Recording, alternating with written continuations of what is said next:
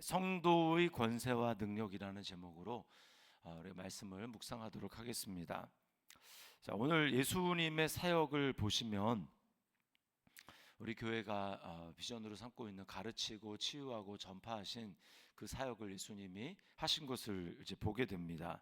먼저 이제 가르치시고 전파하신 사역에 대해서 보시면 31절 말씀에 안식일에 가르치심에 이렇게 말씀을 하고 있습니다. 안식일에 가르치심에 또 오늘 43절과 44절 끝에 보시면 전하여야 하리니 이렇게 얘기를 합니다. 전하여야 하리니 나는 이 일을 위하여 보내심을 받았노라 이렇게 말씀을 하십니다.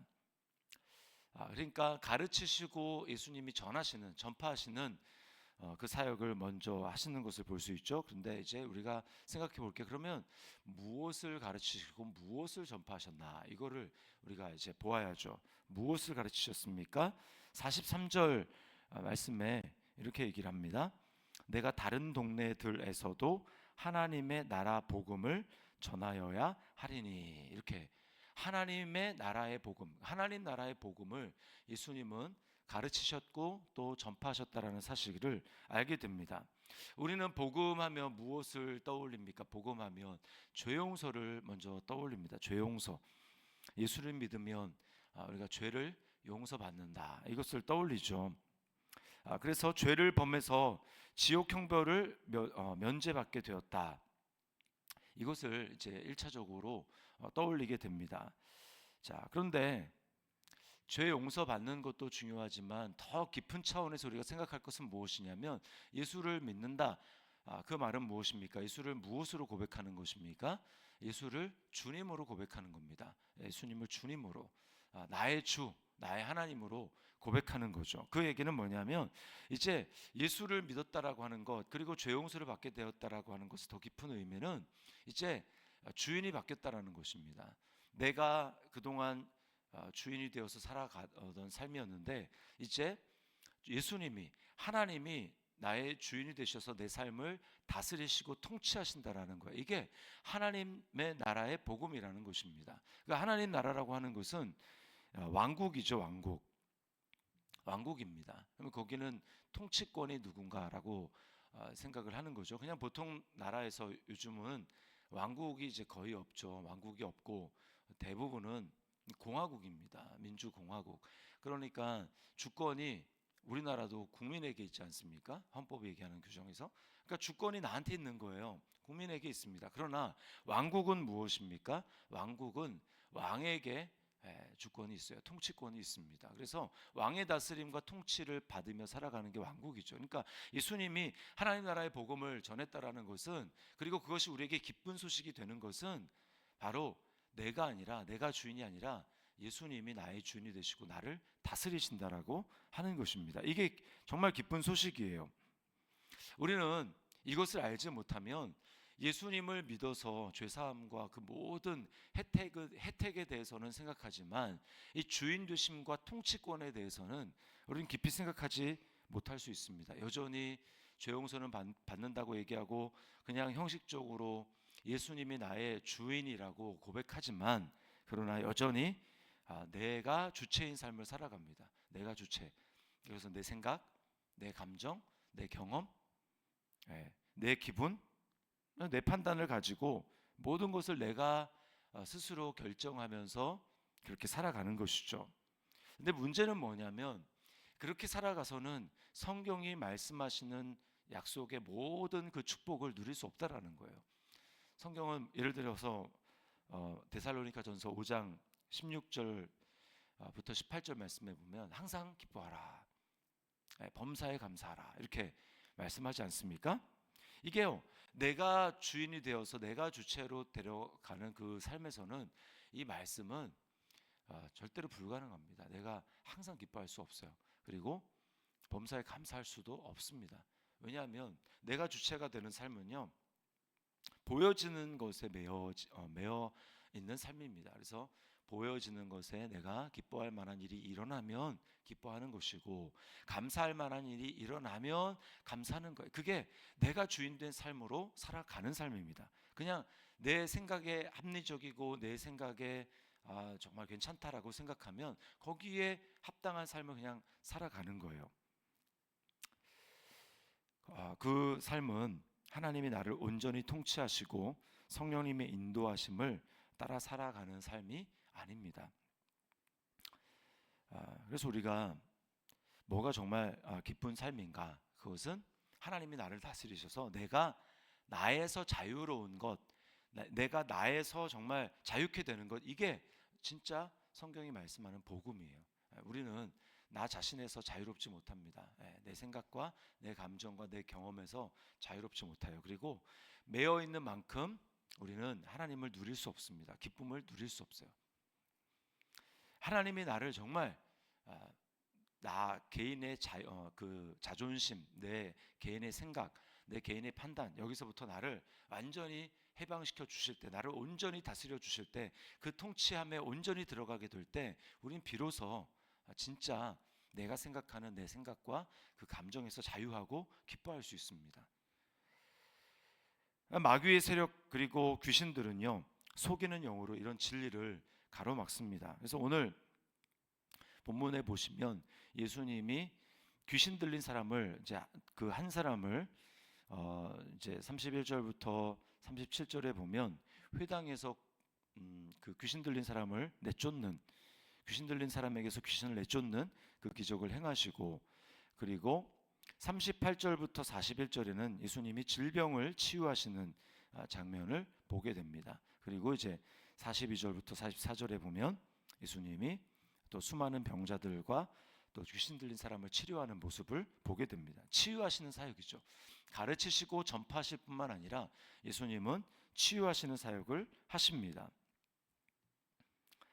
자, 그런데 우리가 여기서 좀 주목해 볼 필요는요, 귀신 들린 자들에게 귀신을 내쫓으시는데 질병을 고칠 때에도 귀신을 내쫓을 때 그 사용했던 단어랑 똑같은 단어를 사용한다라는 거예요.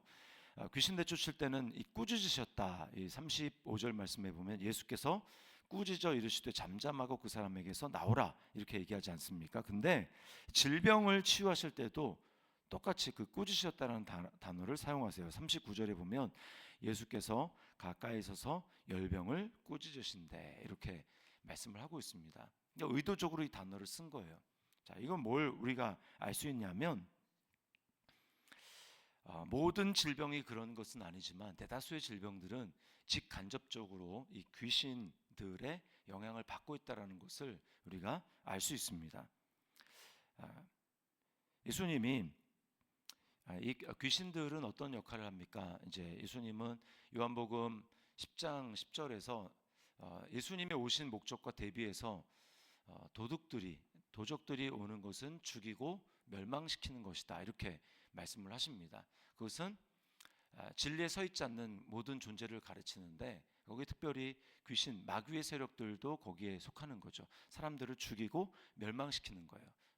오늘날 이제 대한민국 주변에서 우리 주변에서 귀신 들린 사람들 잘 안 보이죠. 근데 그것은 귀신들이 숨어서 활동하기 때문입니다. 즉 간접적으로 사람들에게 영향을 미쳐요. 그래서 사람들로 하여금 속게 만듭니다. 예수님을 믿어도 사람들이 예수님이 주인이 아니라 말씀의 100% 주일날 우리 권사님이 간증도 하셨지만 100% 말씀에 순종하는 게 아니라 사람이 어떻게 그러고 살아라고 생각하면서 여전히 내 생각과 내 뜻대로 살아가도록 사람들을 속입니다. 그렇게 살아가는 게 인권이고 그렇게 살아가는 게 자유라고 착각하며 살아가도록 사람들을 속이는 거죠.